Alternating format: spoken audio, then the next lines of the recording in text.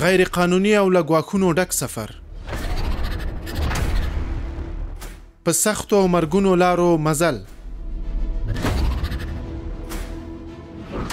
له ژوند سره لوبې، د انساني قاچاق پر وړاندې د مسؤلینو پریکړه، د مرګ په لاره ساعتونه مزل. په ګاونډیو هیوادونو کې د افغان مسافرو د سختیو کیسې، په کور دننه افغانانو ته کاري فرصتونه، انساني قاچاق د سر لوبه،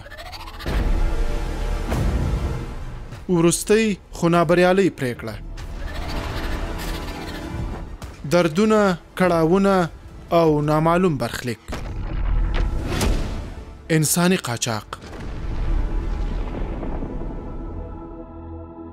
د یادونې وړ ده چې دا مستند د انساني قاچاق مخنیوي په اړه د اعلی قدر امیرالمؤمنین حفظه الله د فرمان له صادرېدو سره سم جوړ شوی. د انساني قاچاق اړوند ټول انځورونه د یاد فرمان تر عملي کېدو وړاندې ثبت شوي. د دغه فرمان په پلي کولو سره اوس په نیمروز او نورو هغو ولایتونو کې چې ګاونډیو هیوادونو ته ترې انساني قاچاق ترسره کېده په مطلق ډول بند، ټول مرکزونه یې تړل شوي او د قاچاقبرو بانډونه د اسلامي امارت د امنیتي او کشفي ارګانونو تر جدي څار لاندې دي.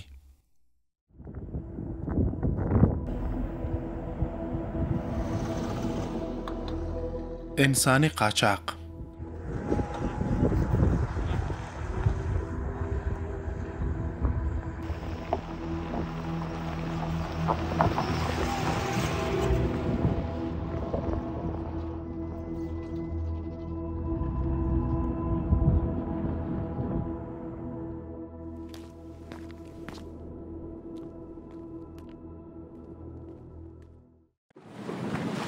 د نړۍ په کچه هر کال د غیر قانوني کډوالو مخنیوي تدابیر د هیوادونو او نړیوالو سازمانونو له کاري لومړیتوبونو څخه وي. ځکه غیر قانوني کډوالي د هیوادونو له اجازې پرته په خطرناکو لارو ترسره کیږي چې د بشري حقونو نقض ترڅنګ په کوربه هیوادونو کې د احتمالي خطرونو او پیښو لامل کیږي. د قاچاقړونکو په وسیله نورو هیوادونو ته په مرګونو لارو او غیر خوندي لیږدونکو وسایلو د خلکو رسول د مهاجرتونو یوه غیر قانوني لاره ده چې په وروستیو کلونو کې هیوادونه ورسره لاس او ګریوان دي.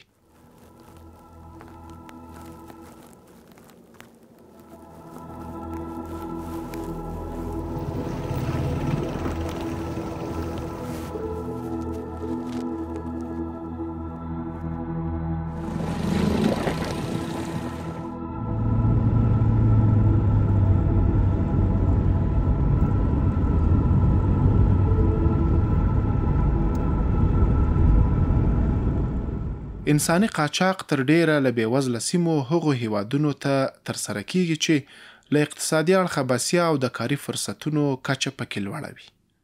افغانستان هم یو له هغو هیوادونو شمیرل کیږي چې په پراخه کچه ترې انساني قاچاق کیږي. دا پلازمینې کابل ته د افغانستان له بیلابیلو ولایتونو هغه راغلي ځوانان دي چې په غیر قانوني توګه یې ګاونډیو هیوادونو ته د بوټونو مزې کش کړي. لمړاوو څیرو یې ښکاري چې ښایي د وروستۍ خدای پامانۍ پر مهال د کورنۍ د غړو اوښکې پر زړه ورګرځي او بیا له خپلو کوچنیو ماشومانو سره د ژر بیرته ورتګ ناتضمین شوې ژمنه ورپه یاد شوې وي. د مسافرو د څوکیو تر ډکېدو او اوږد انتظار وروسته موټر له پلازمینې کابل څخه د نیمروز پر لور چټک روان دی.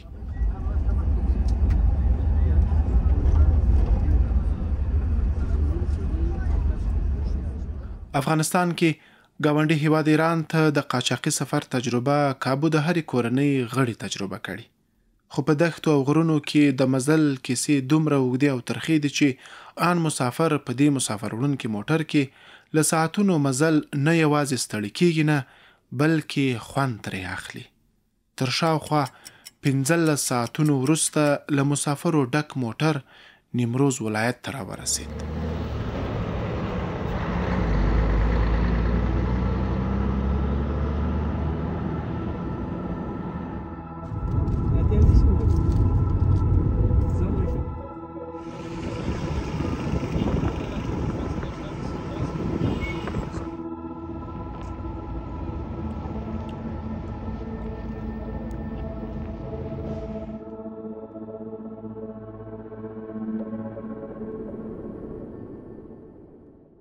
د خپل کور د ګرمې خونې د پشتۍ پر ځای اوس د سفر د جامو او توکو پر بایک ناست دی. ښایي دا یې د خپلې خاورې وروستی دیدن وي.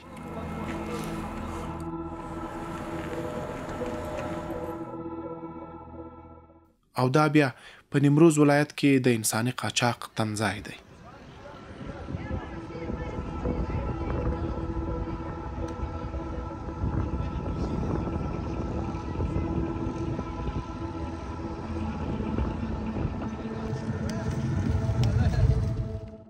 موږ ډاټسن کې کینو ځو پاکستان ته تقریبا 10 ساعته لاره ده. 10 ساعته نه بیا بل پاکستانیان موږ په بل ګاډي کې خېجئ مرسته وړي 4 ساعته لاره ده. بیا تقریبا 12 ساعته پیدا لاره موږ ته راکوي. 12 ساعته پیداروي ده. دغه پیداروي چې خلاصه شي بیا په واړه ماشینونه دي ټول یې کرولاګانې موږ کرولا ورته هلته ماشین ورته وایي پیجوګانې دي. په دغه کې تقریبا 6 شپو کې موږ رسو.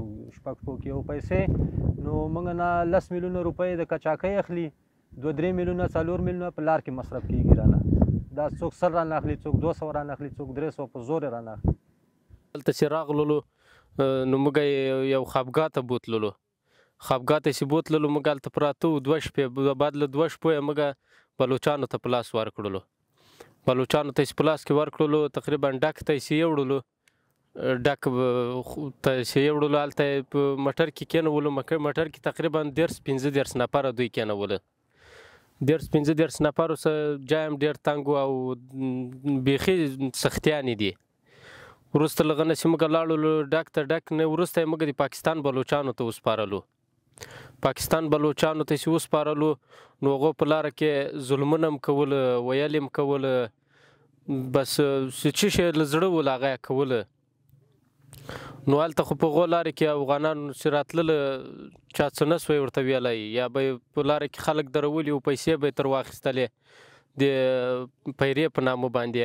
پیسې چې څه په جب کې درلودې تر وا به یې اخیستې چې ور به یې نه کړلې اتې به یې کره هملته کېنوله. لاړلو له کابله یې رابار کړو، قاچاقبر سره وغږېدلو. موږ نه 8 میلیونه تومن هغه واخیستله قاچاقبري. اتې راغلو رابار کړو وایي لارې خلاصې دي ښه سودا دي. نو چې هلته ولاړلو دغه ځای نیمروز ته، نیمروز نه بیا بار کړلو. نو بیا 2 شپې او 2 ورځې مزل هم وکړو چې پاکستان خاورې کې واړو. پاکستان خاورې نه لاړو راجا باندې. هلته چې ولاړو نو شپه وځاتې د سرحد ته نږدې کېنولي وو موږ.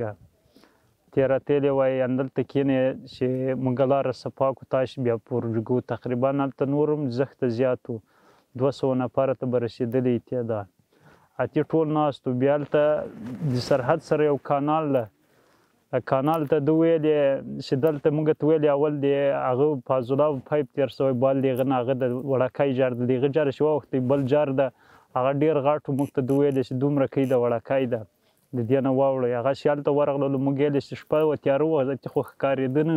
نو کانال یې موږ ته نه و راښودلی چې دلته کانال ده یا دا ځای غوچ ده چې دغه رقم ځای ده چې په موږ باندې غږ وکړو چې منډه کوي. نیمه شپه وه تیاره وه. نو خلکو منډې ویلې ټول کانال ته ولیدل. د چا لاس ماتې، د چا پښه ماته، نه ښځه کې معلوم و نه نر کې معلوم و. ګډ وډ به کانال ته سره ولیدله. موټر که څه هم سرلوڅي او کوچني دي خو قاچاق وړونکي پکې په یوه بیه له 20 تر 30 تنو مسافر پکې داسې چینل کېږي چې تر سپرېدو وروسته د پښو ښورېدو مجال نشته. په همدې ډاټسن کې 4 د مخې په سیټ، 8 د شا سیټ او تر 15 زیات کسان یې په باډۍ کې کېنول کېږي. دلته لکه تړلی بار پر موټر له ناستو مسافرو رسۍ تاو شوي. موټر په خورا چټکتیا روان دی خو که مسافر تر وغورځي د بیرته پورته کېدو چانس نه لري. دا خو وروره معلومه ده وروره دا خو لارې ډېرې وروره مزل زیات دی، وروره تګ زیات دی، رفتار ډېر زیات دی. وروره چا سره وروره زیات مریضان یې وروره د خپل د مریضۍ د حالات نه ولوېږي. وروره څوک د لوږې د تندې سره وروره ولوېږي نو هغه وروره هغه یا مړ سي یا وروره د دې د اوس خو وروره دغه سړی نشته چې هغه راپورته کړي. هر سړی په خپل نفس گرفتاره دی چې ځان یې تر یو ځایه پورې ورسول. څوک ولوېدی مړ سو پاتې سو وروره دا سړی نشته چې څوک راپورته کړي. برای معلوم نیست دیگه راه قاچاق است دیگه. تمام جوانان ما امروز که شاید شاهد باشین همیشه خبرها میرسه که مثلا در مرزا یا مردن یا مین پراندن یا مشکلات دیگه. یا مریض میشوند یا مثلا تشنه میمونن یا گشنه میمونن در مرزها دیگه از بین میرن. این تو مشکلات های فشارهای اقتصادی است که دیگه کلگی مردم میدانن. دا ځای چې ځای نه دغه ځای څنګه بله اختیار ستا په لاس کې نه دی. په دې چې صحیح د ضمانت څوک د چا د مرګ ضمانت نه کوي، فقط د وړوني د وایي چې رسوي تر هغه ځای. دغسې دا تر هغه ځای چې ځي د 500 نفر په لاس کې لاس پر لاس کېږي، اصلي نفر معلوم نه وي څوک مو وړي د چا سره مو حساب کتاب دی.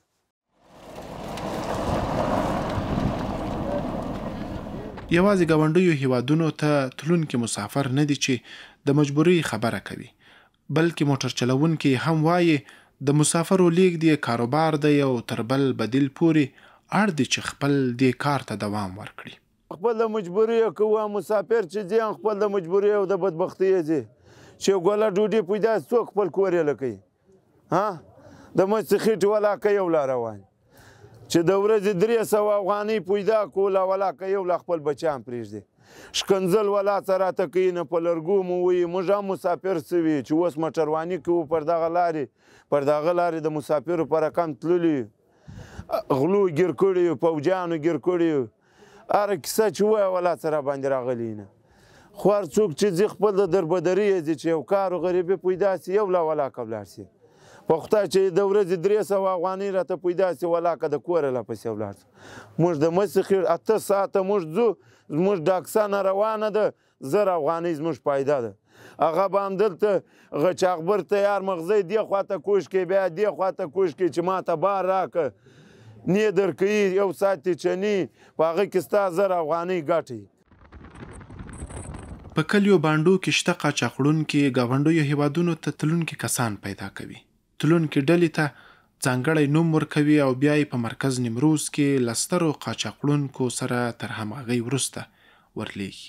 دا چې راځي د کابله څه یا د پکتیا څه یا د کونړ څه مزارې څه او د هرې منطقې څه راځي دا په مزارې کې هر څوک ځان ته انډیوالو دوست لري.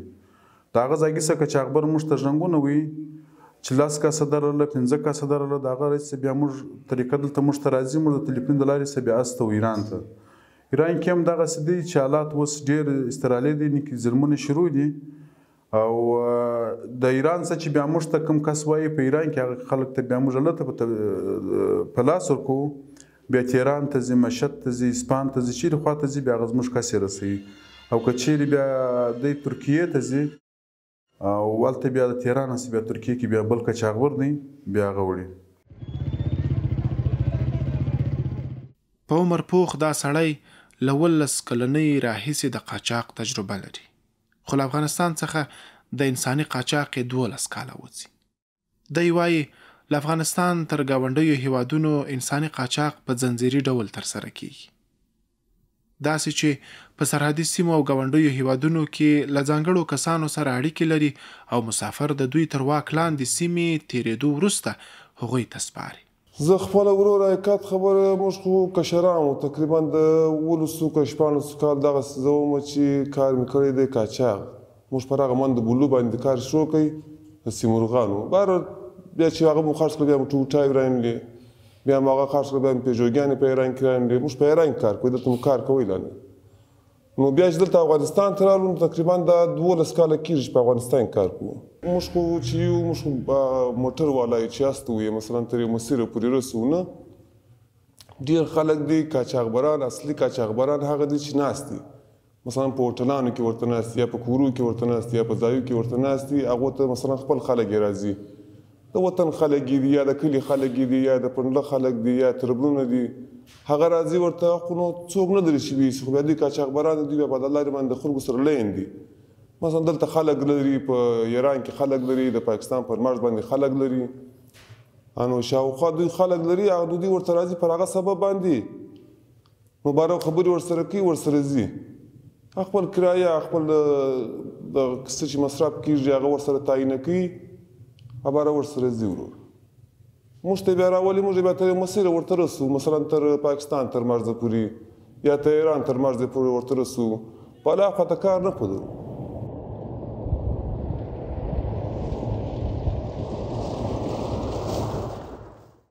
خو د ګاونډیو هیوادونو تر پولو ورهاخوا کیسه بدله ده. ساعتونه پلی مزل، لوږه، تنده، د غلو او لوټلو ویره ناروغي او مړینه. د سترګو لیدلې پیښې چې د دې لارو د هر مسافر د خاطرو یوه ترخه برخه جوړوي. میخوری؟ کسی دنیا نیست اینو بگیرن که این چی کار سر مهاجر بیانن. اینجا دیروز منو تازه دوزا گرفت، اینا رو 5-6 روز میشه اجازه هر کدام میگه $5000 $4000 باید بر ما بدی، شب تا صبح کتک میزنم. ورونه چې د جزي د هلته د ځان اختیار هم لري، ظلم په کوي، ویي هر شی په کوي. دې خواته چې د قاچاقبر یو څه درته وایي، خواته دغه 100 نفره قاچاقبر ته هېڅ نشي یلی، سخت ظلمونه پې کوي، وهي یې ټکوي یې په دومره کوي خبره باندې. موټر نه کته ولیدلم، زه ترې وموهلم، په لغت یې وویلم چې څه بلا ویلی تلی نه شې. ما ورته ویل د ما پښې دې سوي دي، کار نه کوي، د نامونه مې کته پښې کار نه کولې بیخي. اخر مې ورته ویلم د ما پښې کار نه کوي، زه نه سوی تلی، زه ترې پښو ته لغت یې راته وایستې. چې موږ د دې ځای کې حرکت کوو، موږ خو ورور ځان ژوندي نه ګڼو. یعنې زه چې د دې ځای کې حرکت کوم، پر خدای ځان سپارم، خدایه که ژوندی پاتې شم که مړ پاتې شم. یعنې حالت تر دغه اندازې ده چې وروره زه په خپل ژوند باندې اعتماد نه لرم چې زه به تر کوره ورسېږم که به ونه رسېږم. دغه تېره پیره چې تلی ما موږ نه مخکې یو ډاټسن و، یو نفر ترلوېدلی و، شاته په موږ کوم ډاټسن کې ناست و په کوم موټر کې، هغه موټر په وخته هغه انسان باندې مخکې چې لوېدلی و، چې وخته موږ ډریور ته غږ ورکړ چې دلته انسان لوېدلی. هغه وویله چې دا انسان نه و، سپی و. پوه شوې؟ چې بیا موږ نه شاته بل ګاډی و، هغه راغی موږ ته وویل چې هغه یو نفر لوېدلی ول، د بېچاره او مړو شهید شوی و. وړکي وړکي ماشومان پاتې وو، خلک یې نه وو معلوم، زنانه پاتې وې لار چانه، خلک مړه وو، چا وژلي وو، نفر یې نه وو معلوم په لاره. نو چې د پاکستان خاورې ته واوړې، ذاتي ظلم شروع یې تر ایرانه پورې، هغه هم که ورسېږي که ونه رسېږي، یا د دوی خرڅوي په خلکو ته د بګوتو ورکړي چې یا د ګروګان کېنوي چې پیسې راوړه یا پیسې رانه وړي، وزن هم دی دلته.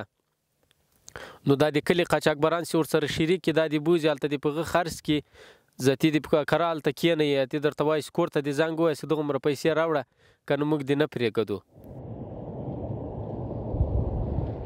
دا له ربړونو ډک سفر یوازې دلته پای ته نه رسیږي. کوربه هیواد ته تر رسیدو وروسته د مسافرو د سختیو نوی پړاو پیلېږي. مسافر درنو کارونو ته مخه کوي او د پولیسو د نیول کېدو له ویرې تل پټ پاتې کیږي. یوازې دا نه، بلکې دا هم نه دي تضمین شوي چې مسافر به تر میاشتو درانه کار او سختو وروسته خپله مزدوري واخلي او که نه.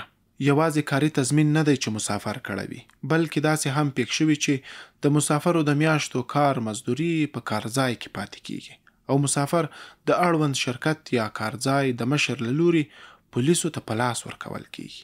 دا په نیمروز ولایت کې د ورېښمو پر پل د هغو مسافرو قطار دی چې په ګاونډي هیواد کې نیول شوي او بیرته افغان خاورې ته راړول شوي. دا د دې پل ورځنۍ کیسه ده او هره ورځ د سلګونه ردمرز شوي او کوربه وي.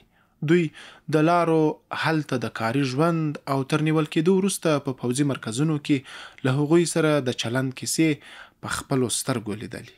بسیار با مشکلاتی میره که اصلا درسته که از اینجا قصد بکنی میره، ولی تو راه که بره پشیمان بشه که افسوس که نمی اومدم، ولی چاره چی باشه؟ افغانی بود اونجا، بنده خدا رفتیم در همون کوهایی که نمیتونستم بروم، در اونجا 2-3 تایش همه تو از بین رفت، جان خدا داد، همونجا سنگ روش گذاشتیم دیگه، رفتیم دیگه اونجا کسی به دادن نمیرسه. یعنی موقع مرز نیمروز تا ایران پره شیراز پره موقع پیشلش پکه ورسیدم، در زلمونه په موقع وکړ موقع و چچکاله نه درلوده چې بخوره. در برج 8000 افغانی یا 9000 افغانی کار میکنه، بلند کار نمیکنه، خرج مصرف تکش 8000 افغانی کار میکنه. اگر 8000 افغانی را کسی کار بخواد بکنه، دم وطن خودم که کار میکنه. یک قزمتش گفتم که روز میریم سر کار، شب تو سرما بیرون بخوابیم، اتاق خوابیده نمیتونی، آی دزد ما را میگیره، آی مامور ایران میگیره، مجبور میشیم که در سرما با یک پتو و با 2 پتو بریم بیرون خواب شیم که ما را نگیرفت.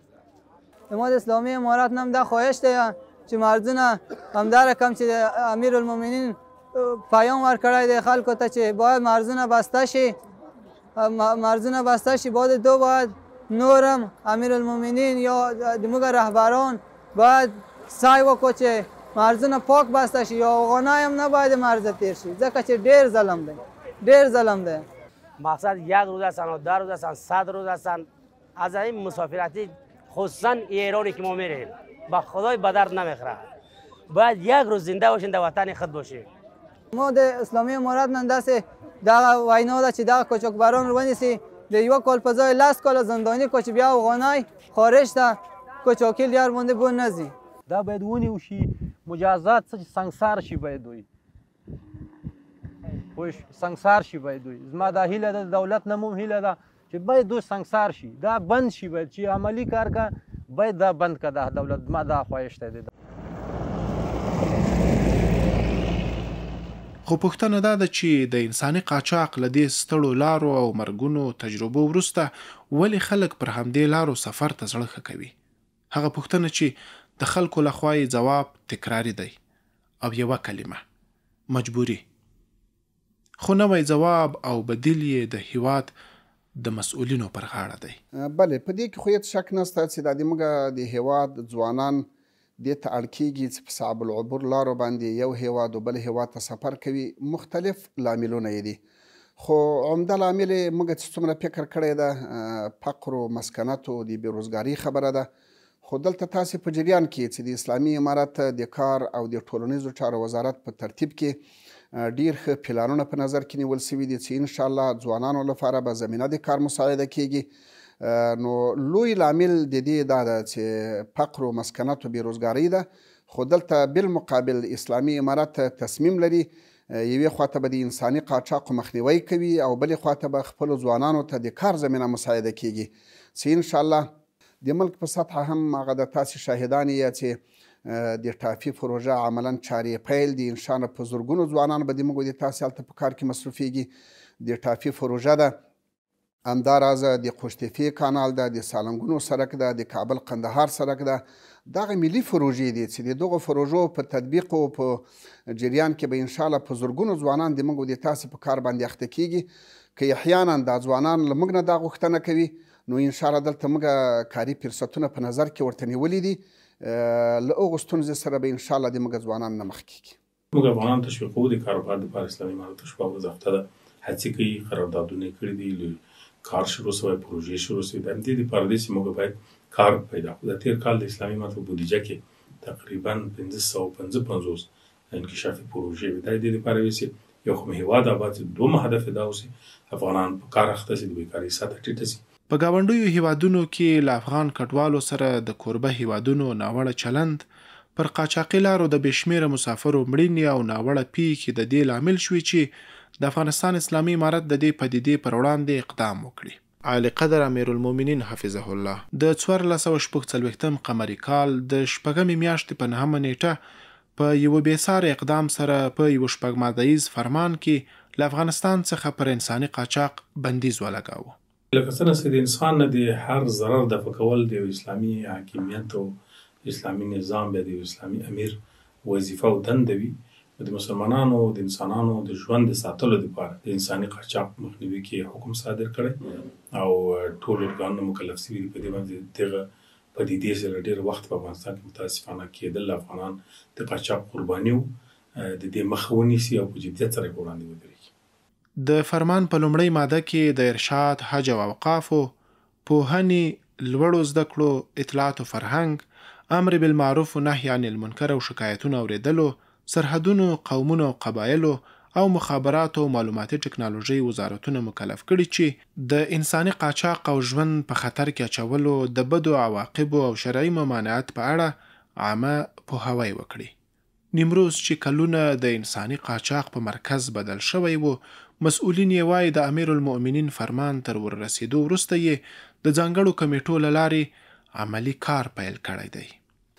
د حضرت امیرالمؤمنین حفظه الله ورعاه له لوري نه په دغه مورد کې فرمان صادر سو، حکم وسو چې کله دا د فرمان کافي په مکتوبي شکل د کورنیو چارو وزارت له لارې نه د نیمروز ولایت ته راورسېدله.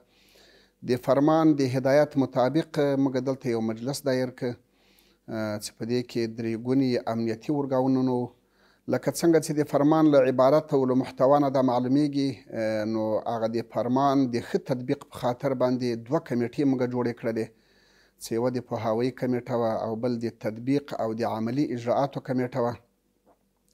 د پوهاوي کمیټه مو د ولایت د مقام د مرستیال په مشري باندې جوړه کړله چې د ارشاد، حج اوقاف، د امر بالمعروف، د علماو د شورا، د اطلاعات و کلتور، د پوهنې ریاست او همداراز د لوړو زده کړو نمایندګانو پکې شتون درلوده.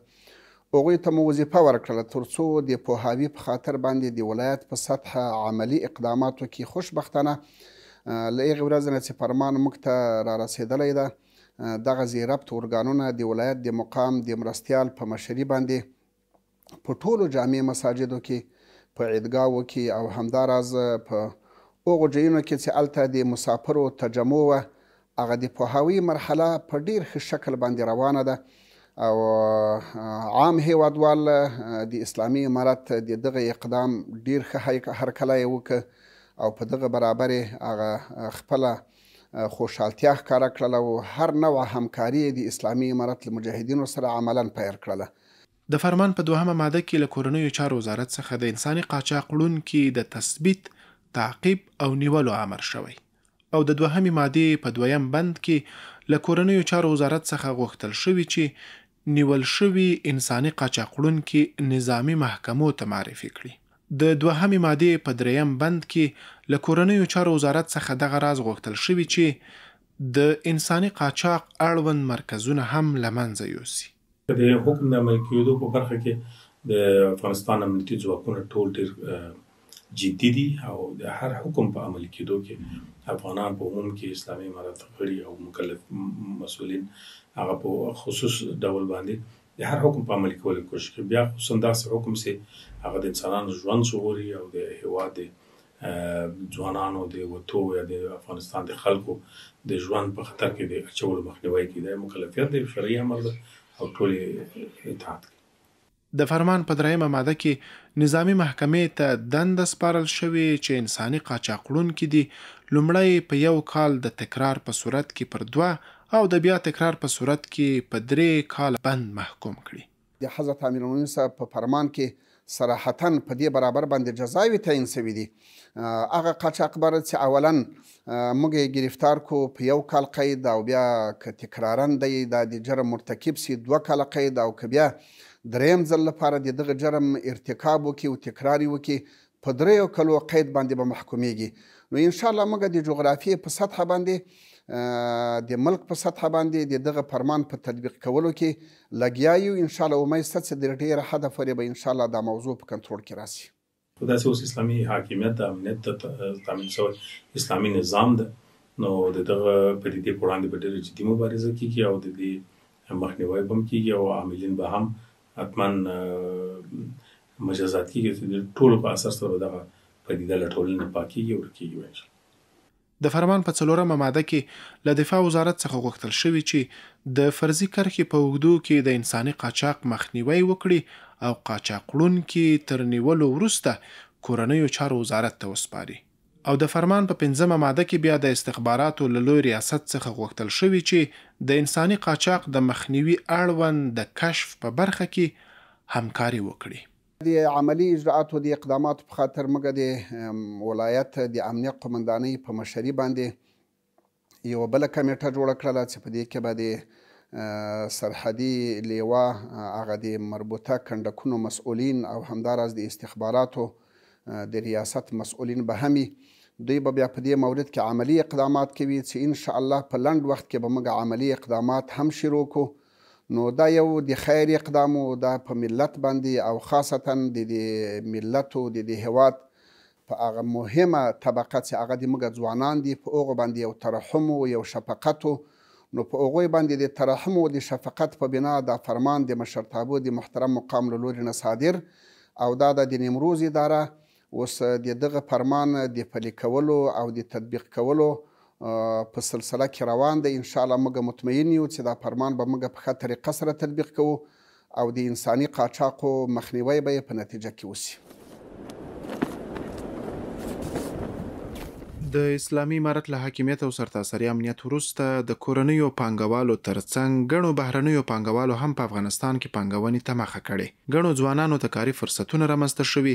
تر دې ورهاخوا ګڼو نورو ځوانانو په خپله شته شتمنۍ کوچني کاروبارونه پیل کړي او له ځانه سره یې ګڼو نورو ته کاري بوختیاوې رامنځته کړي او په وروستیو کې افغان کارګرو ته زیری دا ده چې د کار او ټولنیزو چارو وزارت له هیواده بهر هیوادونو سره د نورو تعاملاتو ترڅنګ هلته د افغان کارګرو د خوندي لیږد او د کار زمینې برابرولو په اړه هم یو شمېر هوکړو ته رسیدلي.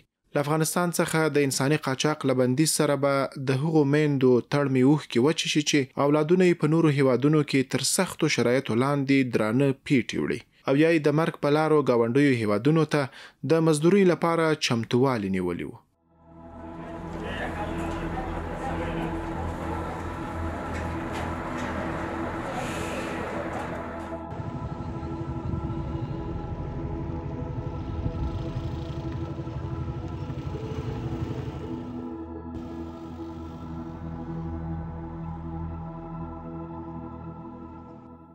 د یادونې وړ ده چې دا مستند د انساني قاچاق مخنیوي په اړه د اعلی قدر امیرالمؤمنین حفظه الله د فرمان له صادرېدو سره سم جوړ شوی. د انساني قاچاق اړوند ټول انځورونه د یاد فرمان تر عملي کېدو وړاندې ثبت شوي. د دغه فرمان په پلي کولو سره اوس په نیمروز او نورو هغو ولایتونو کې چې ګاونډیو هیوادونو ته ترې انساني قاچاق ترسره کېده په مطلق ډول بند، ټول مرکزونه یې تړل شوي او د قاچاقبرو بانډونه د اسلامي امارت د امنیتي او کشفي ارګانونو تر جدي څار لاندې دي.